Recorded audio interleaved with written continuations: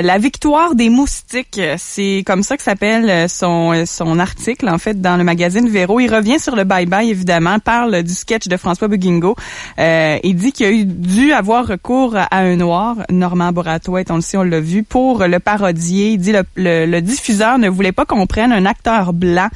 Il dit, bon, je comprends la position du diffuseur, mais elle est très différente de la mienne et il dit que c'est toujours 3 ou 4 personnes qui se mettent ensemble et pour blâmer cette décision-là de prendre un acteur blanc. Parce que lui, il a sa troupe, il a sa gang qui font le bye-bye, il y a tout le temps les mêmes qui font le bye-bye, puis là, il voulait prendre un blanc, déguisé en noir pour faire Bouguingo, mais là, il avait peur de passer pour raciste. Il dit, c'est ça, c'est 3 ou 4 personnes qui se mettent ensemble et là, t'as ton patron qui te dit, les gens ont été choqués. Il dit, tu sais, mais là, c'est Robert, il dit Robert de Thetford Mines qui a pas trouvé ça drôle, ben tant pis, tu sais, je veux dire, ça arrive. Il dit qu'il comprend pas pourquoi ces gens-là, il dit qu'on connaît même pas leur état mental, on les connaît pas, on connaît pas leur niveau d'intoxication non plus quand ils écrivent ce genre de plainte-là, puis ce genre de courriel-là. Puis ces personnes-là ont des oreilles attentives auprès des patrons. Puis il explique aussi pourquoi son billet s'appelle La victoire des moustiques. C'est très intéressant. Il dit, c'est comme le supplice du moustique dans une chambre à coucher l'été. Il y en a juste un dans toute la pièce. Puis il scrape toute ta nuit. Exactement. Alors lui, il dit qu'il n'y a pas de problème à prendre un blanc puis à le déguiser en noir si c'est une imitation respectueuse de la personne. Hier, moi, Sophie Durocher, ma blonde, elle a écrit là-dessus, puis elle prenait pour Louis Morissette, puis elle disait qu'elle était tout à fait d'accord dans le Journal de Québec. Et là, tu as reçu un appel hier d'un chum, Sébastien Trudel, avec qui tu as travaillé, des Justiciers masqués. Là, tu t'ennuies de lui, tu es tout le temps en train de me parler de lui. Il est fin, Sébastien. Il est gentil, Sébastien. J'avais du fun quand je te dis, qu'est-ce que tu essaies de me dire, là? Ah non, mais il est smart, ça. Je suis jaloux, là. Alors, il était avec nous. Sébastien, il est pas d'accord avec Louis Morissette. Il est pas d'accord avec Sophie Durocher. Il était avec nous pour courageusement défendre son point de vue. Salut, Sébastien. Salut, Richard. Salut, Lisa. Salut. Alors, Sébastien Trudel, faut le dire, hein, c'est la moitié d'un groupe d'humoristes exclusivement blancs. 100% blanc, qui s'appelle les Justiciers masqués. Non. Alors, Sébastien, c'est quoi ton malaise face à la position de Louis? Écoute, d'abord, je suis d'accord avec Louis Morissette sur la rectitude politique à la télévision, ça n'a plus de bon sens. C'est rendu avec 4 avocats qui révisent tes textes, qui coupent dans tes textes et qui n'ont aucun, évidemment, sens de l'humour. Puis tu donnes de la job entre eux autres, t'as l'avocat de la compagnie de production, t'as l'avocat après ça du diffuseur, t'as l'avocat de la compagnie d'assurance, puis tu te retrouves finalement à te faire tout couper parce qu'il y a peut-être un début de possibilité de controverse ou de poursuite. Par contre... Attends une minute là-dessus, là. Attends, je vais t'arrêter là tout de suite. C'est-à-dire que, bon, toi, avec ton ami des justiciers, vous avez fait un show de télévision. Tu pourrais pas faire le show de télévision aujourd'hui que tu faisais il y a quelques années, selon toi? En fait, c'est faux. Je n'ai pas pu faire le show de télévision que je voulais faire à l'époque parce que, justement, on n'avait pas considéré... on savait pas que, contrairement à la radio où t'es libre de faire à peu près ce que tu veux, t'as pas à soumettre tes textes à tes patrons. On savait pas que ça passait par 3 avocats, puis qu'après ça, t'arrives la journée de tournage, puis c'est comme le rapport de la commission de Charbonneau, t'as des ratures partout, puis dans le fond, ils te coupent tes punchs. Fait que c'est comme, là, t'arrives là, puis tu te retrouves avec des mauvais textes, puis tu fais un mauvais show. Alors ça, c'est sûr que c'est une réalité avec laquelle le Piment Fort, en ce moment, doit certainement dealer. Par contre, là où je suis pas d'accord avec Louis Morissette, c'est vraiment sur son point principal, c'est au niveau de prendre un acteur noir. Il dit qu'il a été obligé de prendre un acteur noir. C'était la pression du diffuseur, c'est ce qu'il dit. C'est pas de la pression, c'est juste normal. D'abord, il y a à peu près pas de diversité dans la télévision québécoise. Il y a beaucoup d'acteurs noirs, mais ils n'ont pas beaucoup d'emplois. C'est la moindre des choses de prendre un noir pour jouer un noir. Si tu écoutes Saturday Night Live, là, penses-tu qu'ils vont prendre un blanc pour jouer Barack Obama? C'est la moindre des choses de prendre. Je veux dire, je comprends même pas que ça soit un débat. Ça, c'est pas de la censure, c'est de la décence. Est-ce que tu trouves que c'est raciste quand t'es blanc puis tu te peintures la face en noir pour jouer un noir? Tu trouves que c'est du racisme? Écoute, t'as juste, puis je vais pas donner de leçon d'histoire ou quoi que ce soit, mais faites une recherche blackface sur Google. On utilisait des acteurs blancs maquillés en noir à l'époque de l'esclavagisme parce que justement, c'est ça, il fallait faire ça. Et ça s'est rendu, ça a duré jusqu'au début moitié du 20e siècle, dans le fond, aux États-Unis, avant d'être complètement banni parce que ça, évidemment, ça encourageait les stéréotypes sur les Noirs et tout ça. Alors, mais regarde, justement, je te coupe direct là parce que blackface, la définition de blackface. Le blackface est une forme théâtrale pratiquée dans les minstrel shows puis dans les vaudevilles dans lequel un comédien blanc incarne, et là, c'est très important, une caricature stéréotypée de personnes noires. C'est-à-dire, si tu te peins la face en noir, puis là, tu commences à manger une banane, puis à marcher à quatre pattes, puis à faire ouh, puis à danser de la claquette, puis à niaiser les noirs, c'est certain que c'est raciste. Mais si tu te déguises en noir, rien que pour... Regarde, décris-moi Piqué Souben. Je suis aveugle, moi, là. Je suis aveugle. Décris-moi François Bouguingo. Tu vas dire, il est pas grand, il est un peu joufflu, il a un gros sourire. Pied noir. Alors, pourquoi est-ce que c'est considéré, Richard, non, mais pourquoi est-ce que c'est considéré comme raciste aux États-Unis? Pourquoi est-ce que c'est considéré comme raciste partout? Moi, je trouve que ça fait loser, ça fait petit peuple au Québec de dire, c'est de la censure, on va être obligé d'engager un noir. Ben, j'espère bien qu'on va engager un noir pour jouer, on va maquiller un acteur blanc. Je veux dire, à quel point est-ce que c'est insultant pour la communauté noire? Et puis, ça fait 4 bye-bye de suite où c'est arrivé. En 2008, notamment, où il y a eu aussi d'autres utilisations, en fait, de mots dérogatoires. Et là, les gens de la communauté noire étaient fâchés. Alors, pourquoi est-ce que c'est... Je veux dire, je comprends même pas... Non, mais je reviens là-dessus, ça dépend ce que tu fais. Si tu te peins en noir pour rire de la race du gars ou de la fille, effectivement, c'est épouvantable. Mais si tu te peins en noir rien que parce que t'imites Piqué Souben, puis là, tu veux rire, mettons, d'un mauvais jeu qu'il a fait, mais ça n'a rien à voir avec sa race, mais il faut bien que tu sois noir. Christy, le gars, il est noir. Ben ouais, mais prends un noir, justement. Écoute, je veux dire, ça date, il y a une tradition des années 1800 aux États-Unis, à l'Halloween, de se déguiser, de maquiller des enfants blancs en noir. Ça arrive plus, ça, aujourd'hui. C'est pas pour mais Lise Thibault, là, Rock et Belles Oreilles, ils ont imité Lise Thibault. Ils ont pas pris une femme handicapée. C'était Guy Lepage qui était déguisé en femme handicapée. À un moment donné, des humoristes, c'est ça que ça fait. Ça imite, ça se déguise. Oui, non, mais est-ce qu'ils ont dit on va prendre une femme handicapée pour faire Lise Thibault? Non, mais c'est à cause de l'historique. C'est tout simplement à cause de l'historique. L'esclavagisme et tout ça, on peut pas nier ça. Ça a été le cas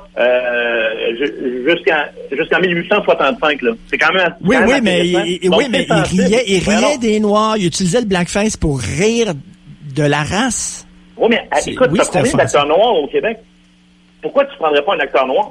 C'est-à-dire, pourquoi tu prendrais pas un acteur noir? C'est-tu parce que ça coûte trop cher d'avoir Normand Brathwaite puis que c'est ça qui... ça cause des frustrations? Je ne sais pas. Mais t'as combien d'acteurs noirs au Québec? Au Bye-Bye, où on a pris un acteur blanc, puis on l'a maquillé en Barack Obama. Je veux dire, c'était épouvantable. Voyons donc. Mais ça n'a aucun sens. Écoute, j'ai déjà vu, regarde, il y a Snoop Dogg. Snoop Dogg a fait une vidéo, il était déguisé en blanc, il était tout habillé en blanc, la face blanche, puis il s'appelait Todd, puis il riait des Blancs en disant, tu sais, bon, le stéréotype des Blancs, c'est qu'on est straight, on a un balai dans le cul, puis on est plate, puis lui, il disait qu'il suivait des cours de crochet le soir, puis tout ça. Il faisait une parodie des Blancs. Personne n'a capoté en disant, ben là, c'est vraiment écœurant ce que tu dis face aux Blancs, puis c'est pas la même chose. Nick Cannon, qui est le mari de Mariah Carey, qui est un humoriste aussi, s'est déguisé en blanc, puis il a fait le blanc, puis il riait des Blancs. Oui. Puis il y a eu un film avec les frères Wayans qui était déguisé en femme blanche, tout ça, mais il n'y a pas le même historique. Et ça change absolument tout dans ce cas-là. Si ça choque une communauté au complet, puis je veux dire, c'est effectivement choquant de ne pas prendre un acteur noir pour jouer un noir. C'est la moindre des choses. Maquiller un noir en blanc, il n'y a pas le même historique, là. C'est pas la même chose, et peut-être parce qu'on n'est pas aux États-Unis. Ça dépend la façon. Ça dépend de la façon dont tu vas. Attends, mais je voudrais passer des extraits des justiciers masqués, des coups que vous avez fait au téléphone. Rien qu'un petit extrait, on écoute ça tout de suite. Oui. Ah, bonjour, monsieur le nouveau président. Oui, bonjour, c'est pas ministre. C'est un honneur de vous parler, monsieur Sarkozy. Comment allez-vous? Ça va très très bien. Et les choses se sont plutôt bien passées. Oui, effectivement. Vous avez toutes mes félicitations, ainsi que celles de mon femme Tangerine Dream. OK, là, tu riais, tu t'imitais un anglophone, puis vous avez pincé au téléphone Sarkozy, c'était très drôle d'ailleurs, puis très brillant. Mais est-ce que tu aurais fait, toi, là, étant donné que c'est de la radio, tu peux pas te déguiser, là, tu joues sur l'accent. Est-ce que tu aurais fait, mettons, si tu pinces, je sais pas, là, un haïtien, est-ce que tu aurais imité l'accent haïtien? Est-ce que tu aurais dit, est-ce que ça aurait été raciste que tu imites l'accent haïtien?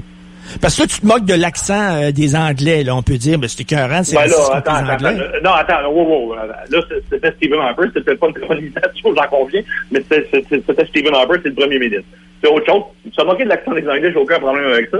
Je veux dire, c'est vraiment une question précise. Mais est-ce que tu te moquerais de l'accent haïtien? Ferais-tu un personnage haïtien, puis t'appelles quelqu'un, puis bonjour, Sébastien Toudel? Je serais moins à l'aise avec ça. Disons, je sais pas si je peux pas dire que je pense pas de l'avoir fait. Je veux dire, sauf que je serais pas à l'aise avec ça. En quoi ça serait offensant? Je veux dire, il parle avec un accent, les Haïtiens, c'est ça qui est ça, qu'est-ce que je te dis? Non, mais ça c'est personnel. Mais moi, je te parle du blackface en tant que tel, qui est visuel. C'est vraiment ça. Puis qu'on dise, OK, il y avait une définition du blackface avant, il n'y en a pas de nouvelle maintenant. Si tu tapes blackface sur Google, tu vas avoir la même définition aujourd'hui qui a toujours été, dans le fond... oui, mais ça, c'est un contexte historique, Sébastien. Là, oui. Ça a changé. Ça dépend de la façon dont tu le fais. Ça dépend de la façon dont tu le fais. Si tu fais rien qu'imiter François Bouguingo, bout de vierge, il est noir, faut bien que tu te peins. Donc, on devrait... Mais pourquoi tu prendrais pas un noir pour faire François Bouguingo, justement? Je veux dire, ça n'a aucune logique. C'est très bon, le sketch derrière du bye-bye. Puis ça aurait été moins bon si ça Normand Bratois. Puis il avait maquillé un blanc à François Bouguingo, ça aurait été raté, franchement. Et ça aurait été insultant. Que ça aurait été raté, peut-être, mais toi, t'aurais trouvé ça insultant. Moi, je veux dire, c'est pas moi personnellement. Je veux dire, c'est juste que je comprends les gens qui trouveraient ça insultant.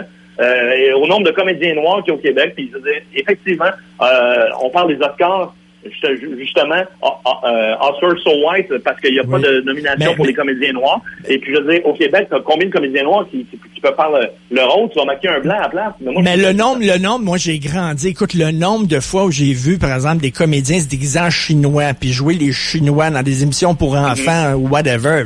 C'est-tu raciste envers les Chinois? Non. Écoute, ça, c'est un autre dossier. Je veux dire, c'est vraiment le blackface. Tu cherches l'historique du blackface, puis je veux dire, c'est insultant. Puis je veux dire, qui parle des réseaux sociaux, c'est pas 4 personnes là, qui se sont fait sur les réseaux sociaux. Ça fait nombre d'années que à chaque fois qu'il y a un bye-bye, il y a un personnage de noir qui est joué par un blanc et que il y a beaucoup, justement, de gens de la communauté noire qui, sur les réseaux sociaux, sont insultés. Alors, c'est pas 4 personnes, puis c'est certainement pas Robert en Abitibi, comme il a dit, là. C'est pas ça du tout, là. Et donc, si Louis Morissette s'était déguisé en noir lui-même pour faire François Bouguingo, est-ce que tu aurais dit il est raciste? J'aurais trouvé ça raciste. J'aurais pas dit que quelqu'un est raciste comme tel. J'aurais dit qu'il manque, c'est un manque de jugement et c'est raciste de faire ça, absolument. Oui. C'est raciste de faire ça, mais ça me jette le genre. Mais tu fais partie, là. Tu fais partie de la rectitude politique contre laquelle tu te bats, là.